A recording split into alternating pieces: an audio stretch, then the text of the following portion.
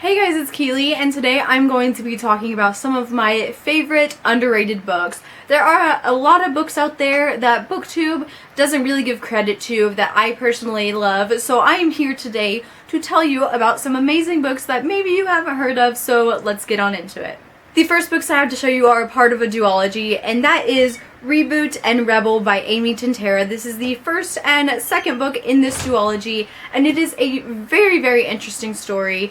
In this world, it is a dystopian world, so it's like our world but like a dystopian. But in this book, people wake up after they are dead, and usually it happens in teens. If it happens in adults, it's too dangerous, so they just kill them off again, which sounds really, really bad. But anyway, the teens will wake up after a certain amount of time, and usually the lower number, like if it takes you 20 minutes to wake up, you're still kind of like your old self, but the longer it takes you to wake up, the less human and emotional you are.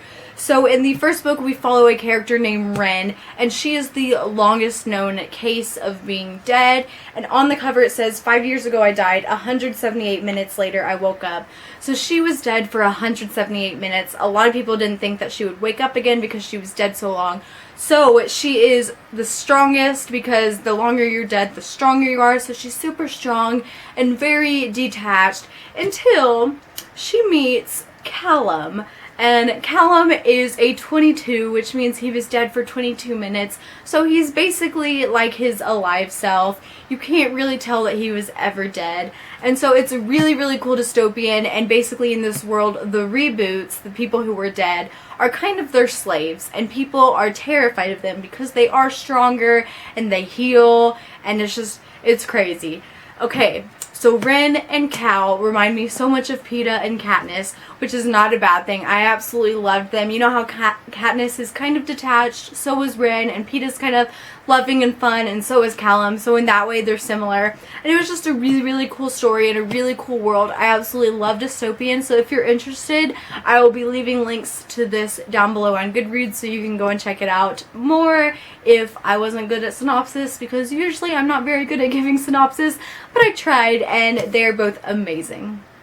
The next underrated books I have to show you are a part of a 4-book series, and that is the Unwind Dystology by Neal Shusterman. Like I said, there's 4 books, and this is the first book, and it is a really interesting premise, and it is a dystopian too, and I love my dystopians. So in this world, it is after the Second Civil War, and during the Civil War, it was about reproductive rights and things like that. So basically, if you're a parent and you have a child between the ages of 13 and 18 and you don't want them anymore, you can unwind them, which is basically like an abortion for people who are actually living. And they justify it by saying they're not actually killing them, they're just kind of using their parts for other people because they don't want their kid anymore. And it sounds really bad and sadistic, but let me tell you, it is really, really cool. And it follows this kid named Lev, and he is set to be unwind. His parents don't tell him, but he finds out anyway, and he decides to run away. So it is just a really, really cool series. I absolutely loved it, and it is just so underrated, and it should be loved by everyone. I really loved it. Once again, I will be leaving links down below so you can check it out further and get a better synopsis.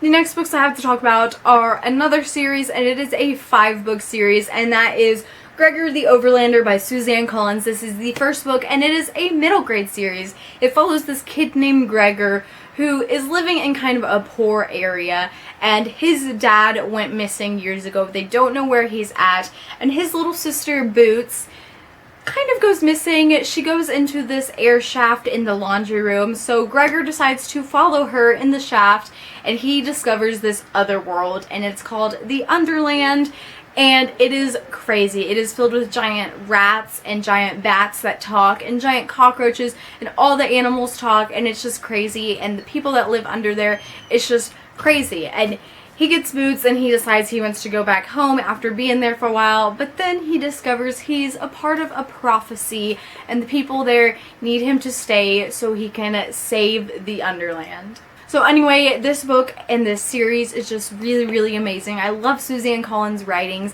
and it's crazy because The Hunger Games is such a beloved series that it's weird that a lot of people haven't read this other series by her, but it's middle grade. I absolutely love middle grade, so if you're interested, links in the down bar.